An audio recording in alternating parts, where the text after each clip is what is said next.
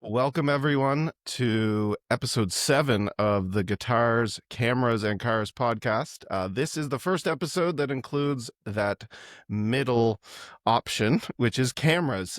So, the first 6 episodes we loved and we loved doing them, but we kind of goofed up because we both do video and photo stuff, and we feel like adding that topic to this podcast just makes sense, and we're always going to have lots of things to talk about in that category. So this is guitars, cameras, and cars, and hopefully you enjoy. You'll love it, everybody. Come on. Just subscribe. You know you want to. Tell your friends. Tell people you don't mind hanging out with, and tell your best enemies. There we go. All right, I want to start today a little bit of a sad note. Lyndon Laney passed away, and there'll be a lot of people who don't know who that is, and I didn't really know about him too much, though I did use his amplifiers. So back in 1967, he built his first amp in his father's shed and started Laney Amplification.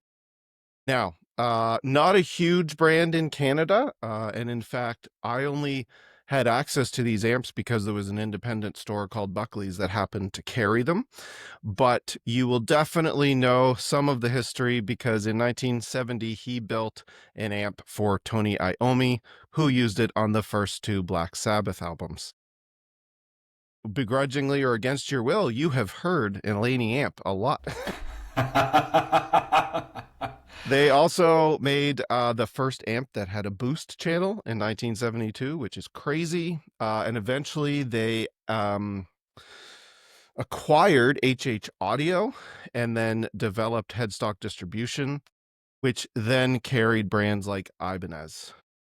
And then further into Zildjian, Vic Firth, and DiMarzio. So actually massive in the world of audio and guitar and all of that, but definitely more of a quiet player in that space. Yeah. And I've never played a Laney amp. I've heard of it. I heard of it years and years ago. I guess we can say decades and decades ago, given the fact that I'm right. But anyway, I've heard of the amps, but I didn't know the deep history behind it and how intertwined it was with a lot of the modern side of things. So that's extra sad and still pretty cool. Yeah, so my first Laney was this Tube Fusion amp, and a lot of companies made these throughout the years, but basically it was a solid state amp, sometimes with digital stuff, but then the power amp would have a tube or something, or it was different depending on what company was making them. But my amp did have a tube or 2 in it, in addition to being solid state and also having some digital effects. And it was great, but it wasn't quite to that, beautiful tube sound. So I upgraded to the LC50, which was a head. And then I got this beautiful 4x10 Laney cabinet. It was awesome. Eventually that was too much for me, and I got the LC30 1x12 combo, and that was my amp up until I switched over to a Vox and eventually to the Helix. Laney was really interesting because while they did amps for Black Sabbath, the amp that I had definitely was not that for that style of music. It had some really nice gain, but not necessarily high gain for metal, but it was like a great rock and roll amp. And then Cool. they also had a series that was very similar to Vox. So you kind of had the best of all worlds. You could get that chimey Vox sound in I forget what it was called, like the Lionheart or something like that. Okay. And then you could get just kind of a straight ahead rock, more Fender, but a little bit better with the gain Okay. to get a little bit kind of high gain. And then you could go for the metal and the high gain series. Yeah. So, and they actually make some really great options for an amp and a pedal. They've got a couple Sweet. of those, and they're really rated highly. So, who knows? Maybe I'll have a Laney again in the future. But unfortunately, their founder has passed away. Now, Jay posed a question to me initially for the topic today, and I don't have an answer, but he has a great answer. So, if you could bring back a guitar from the dead, what would it be? Parker Fly, because it is so out there and bizarre, and like the Pontiac Aztec, way ahead of its time. And it was just such a unconventional, unique set of eyes would love it. But it did all the things, Matt, and I think that I'm so sick and tired of the Fender Ultimate Mega Super Amazing, J Amazing, Matt Amazing, Player Series Expert 101 through whatever. Like, oh my God, Fender, stop. Just go back to like, here's a classic Strat and that's it. There's just so much of a dilution of Stratocasters and Telecasters and Les Pauls and Epiphones and Squires and just give me something cool from the past, old as new, and give me a Parker Fly. Awesome. I've played one time, and it was wild. It's really cool. I All just right? like, yeah, doing something different. And I'll be honest, like if someone asked me about a certain Strat or a certain Les Paul, I would have no idea because it seems like there is an endless number of versions of the same thing. And there's no, like, I don't even know if the people at the music store could possibly keep track of what wood is used in this and what pickup is this. And in the end, I just feel like it's so unnecessary to have so many versions of the same thing. Well, it's like going to a restaurant and getting like a 30-page menu, right? At a pub, like give me my nachos, wings, sandwiches, soups, the odd steak, the awful fish and chips that nobody orders except for like Wednesdays when the new shipment comes in, and that's it. Like I get it, you can put different types of pickups, and you have the single, single, single, and single, single humbucker, and the two singles, and just if somebody wants to customize their Strat, just give them like a selection of five and let them pick their own pickups or strings or whether they're active. It's analysis paralysis. Like I would just not buy a Strat because I would be afraid of did I buy the wrong one a month from Hmm. now, a gig from now, a year from now. So Yeah. I own a Strat, but I don't think I would ever buy one again. I I just think it's like it's refreshing when you go to a company website and it's not endless, all of the different versions of something. And, they obviously are fantastic guitars, but I just have, I can actually go into the store and then look at three that look absolutely identical, but their prices are $1,000 in difference. right. And I'm like, there's no way that one's worth $1,000 more than that one. But I don't know, like there's just too many. And honestly, maybe that's why I got a GNL at the time, right? Like, but I feel like it's just gotten worse. And we're playing armchair CEOs, but obviously there was some kind of lull somewhere. So now it has to be hey, we've got a new. Yeah. It's just like cars, right? Like how much of a difference is there usually year over year of a lot of cars? Next to nothing. Like, oh, we added a paint color and we replaced the piano black fractional trim with fake carbon fiber, and it's just marginal things. So that they can say they have a model for this year. Are you a fan of The Simpsons? I think I've asked you, but I need to ask you again. Yes. Oh, Okay. yes. In the classic years, seasons 1 through 8.35, do you remember the Malibu Stacy episode Yeah. where Lisa Lionheart almost made it to the shelves, but they dumped a new hat on Malibu Stacy and everyone lost their minds? That's what That's this where is we're at with Fender. guitars. Yes. It is just like, oh my God, it's got a new like super nitrous finish. That's it. It's for $500. That's I'm gonna calm exactly. myself down right now. Well, maybe someone out there in music land is listening and we're going to see the Parker Fly back on Hope shelves. so. We shall see. Hope so. All right. It is time for Gear Corner. All right. So we have a cameras topic, but it just also happens to be Gear Corner because it's about a very specific piece of equipment that I just picked up. So I'll put it in frame for those watching on video. This is the Wild. DJI RS5. So this is a gimbal. There are many like it, but this one is mine. This is the RS5. So I was doing a shoot and I realized that I needed stabilization. And I started looking into it and immediately realized that this thing had just come out. So I was very interested in the latest technology. So for those who haven't used a gimbal, it's just a way of keeping your camera steady. So it basically can keep it steady in all three axes. And so you can see I'm moving it up and down and around, and it is staying pretty darn perfectly center. This one has lots of different funky options with it, but that's basically all it does. Why would I buy this one over previous models? So I had the original, not the original, but the Ronin S. It was a No. friend's. They lent it to me. They're like, I'll get it back when I need it. They never, they never got it back. But here's the thing, I hardly use it because balancing these things takes effort. So it is very nicely working right now, but that's because it's perfectly balanced. If it wasn't, the motors would get overloaded and it would shudder and it doesn't stay balanced. So you have to kind of balance it in all three axes, plus like basically four different things have to be really, really dead on. So with the previous model, what was happening is when you adjust something like this plate, it's metal on metal.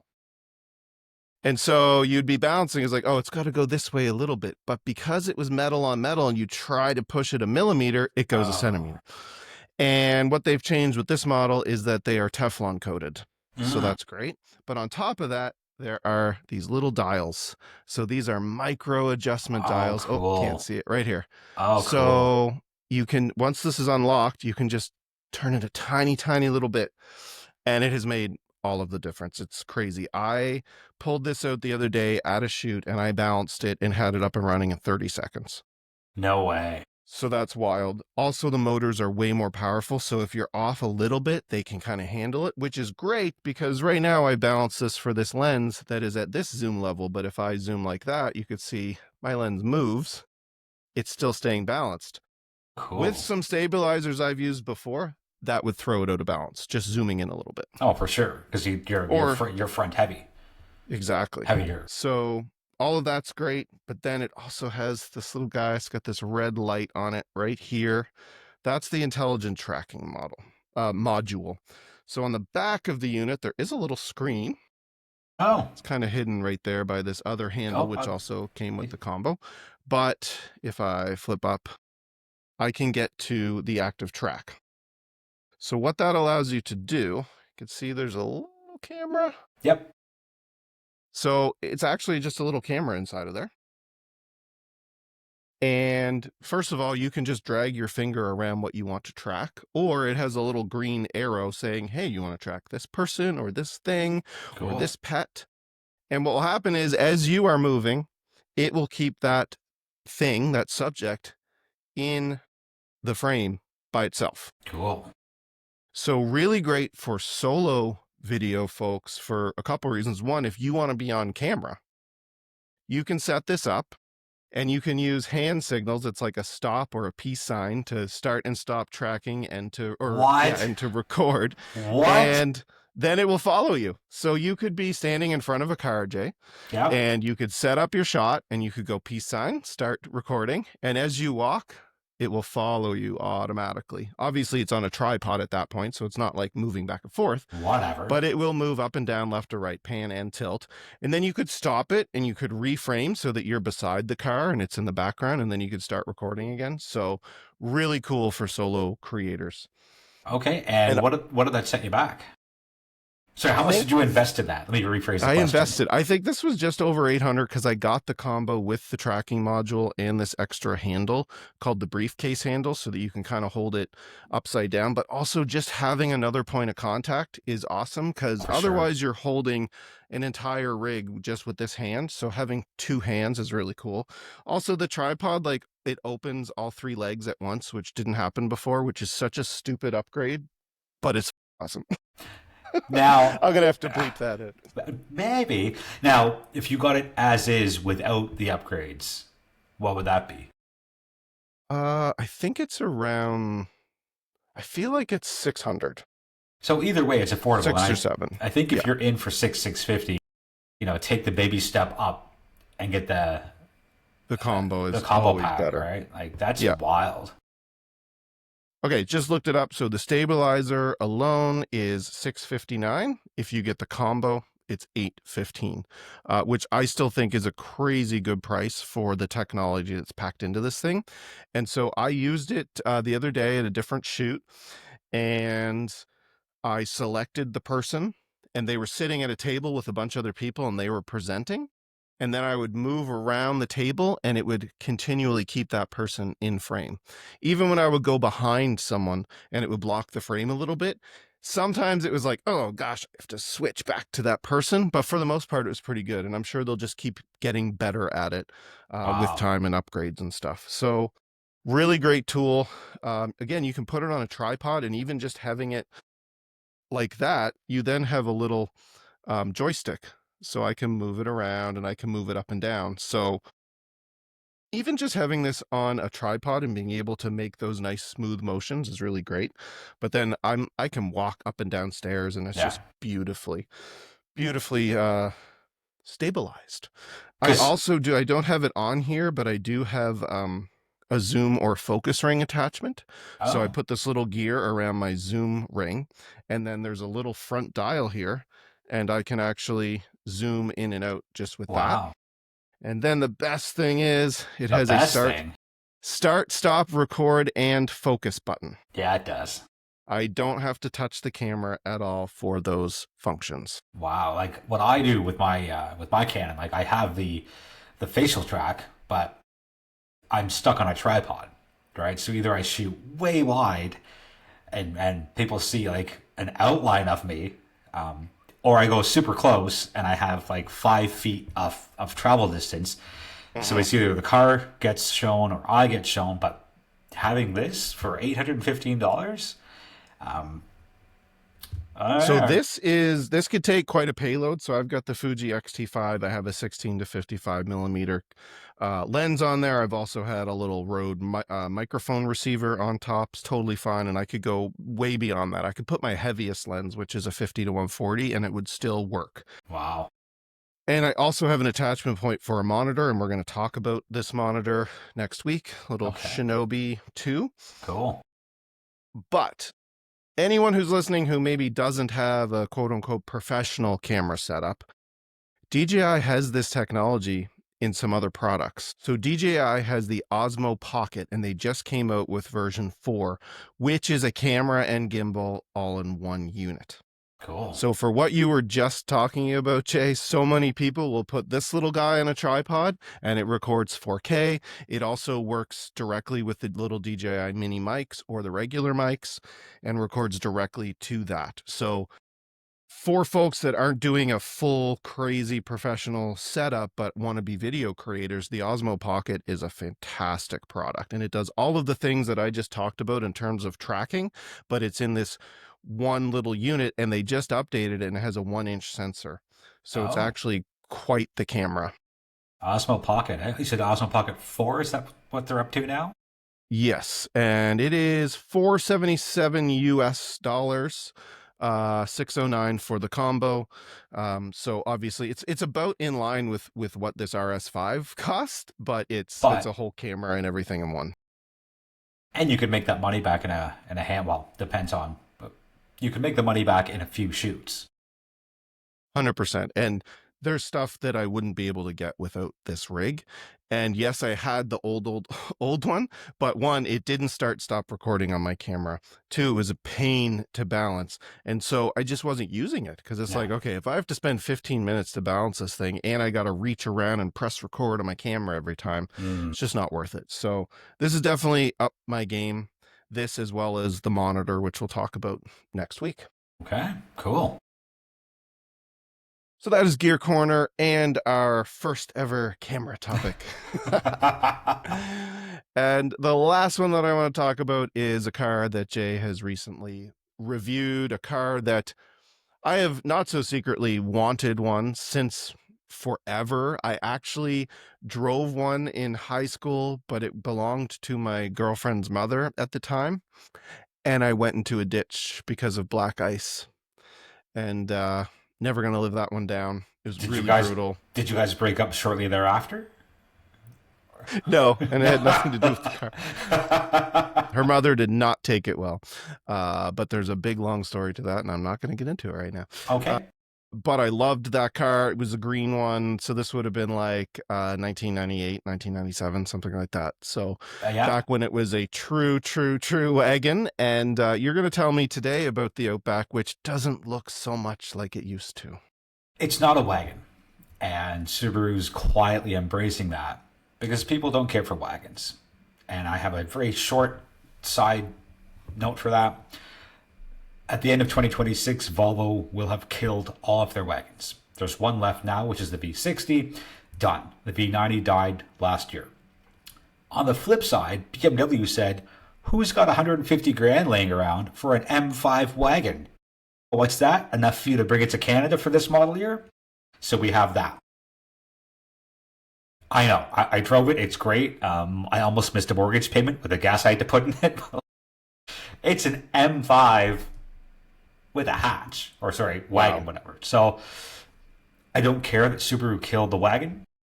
I care that they've made it a borderline luxury car for the outdoors. So it's not Range Rover esque, but it's BMW Mercedes ish, kind of Acura, kind of Lexus.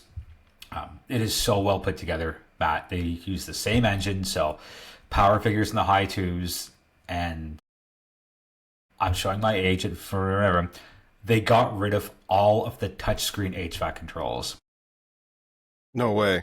And they positioned it so weirdly on the website. Now, physical controls, so you can adjust them with your gloves on.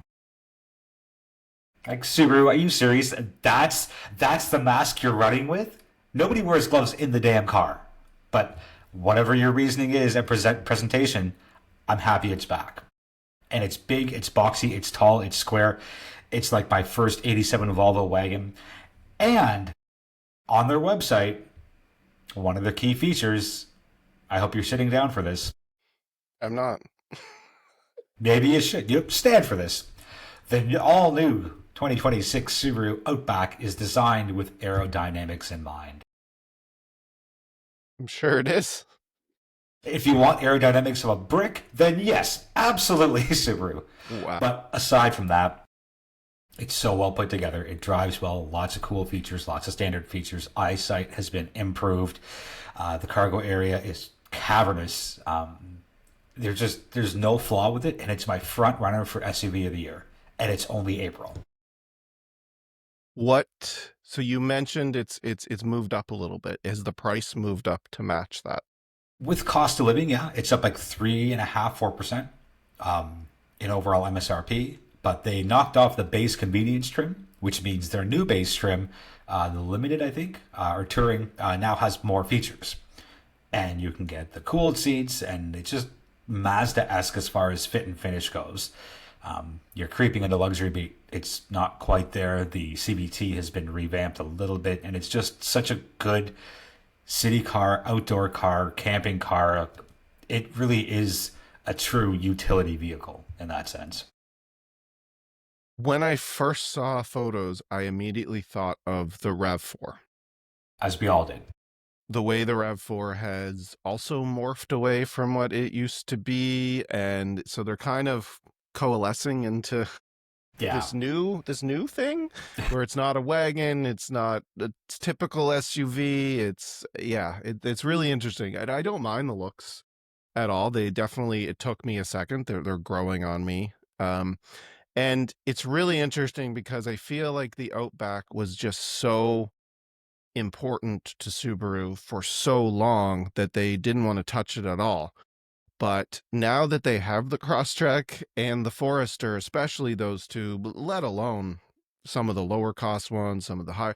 like there was that room to take that signature model and play with it. So it's kind of cool to see them do it, and it's really great that as such a small car maker, they're now in the position where they can.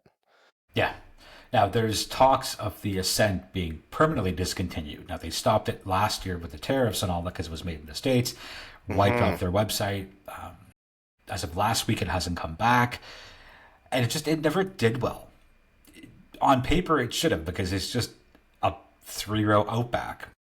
But with all the choices from the other manufacturers that didn't break your wallet in half, because Subarus with their full-time all-wheel drive, your gas costs are higher, and that's just a trade-off for it. But I think going boxy-ish and a little more aggressive is the right move. And will there be one of those 1980s temporary third row seats that pop up in the future?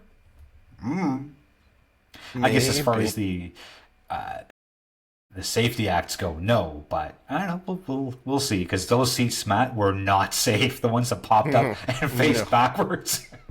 ridiculous. Okay, I have one very important question. Yes, How responsive is the infotainment screen? lightning fast. They fixed it. Cool. Matt, they fixed it. It is all new. It is no longer portrait. It is horizontal. And there's a little ledge for your palm to go on as you play around with it. They fixed all of the issues and they actually listened to the consumers. We want faster they took care of all the issues and the issues where we want faster infotainment and we want physical HVAC. And Subaru's like, That's awesome. bet, here you go. And is there talk of a hybrid or otherwise? 2027. 2027. So, okay. as we know, the Crosstrek is a hybrid. The Forester is a hybrid. So expect to see Toyota's hybrid system plunked in to the Outback. And we will see if it somehow is better than the Crosstrek's implementation. It better and be. Doesn't cost an arm and a leg. Yeah, and I didn't save any gas on the Crosstrek hybrid or the Forester hybrid, both on over 2,000 kilometer drives. But maybe it's operator error. Who knows? Well, hopefully, they just said they have listened to the consumer with a lot of other things. Maybe they're going to hear that feedback, and in a year, maybe it won't be as bad as those two models. But yeah, I think it's a fantastic upgrade to a fantastic car. And I think Subaru's knocking it out of the park. And I only complain about things because I love the brand and I want them to do Better. well. And I have had some really bad experiences with some other brands, and I think that Subaru continues to score incredibly well with reliability, with safety, obviously the best all-wheel drive system out there. And so I think this is all good news, and they have lots of options for cars in all different price ranges now, which is great. Right. All right, this has been the inaugural episode of Guitars, Cameras, and Cars, but episode 7 of our little podcast here. Thank you for listening or watching, and we'll see you next time.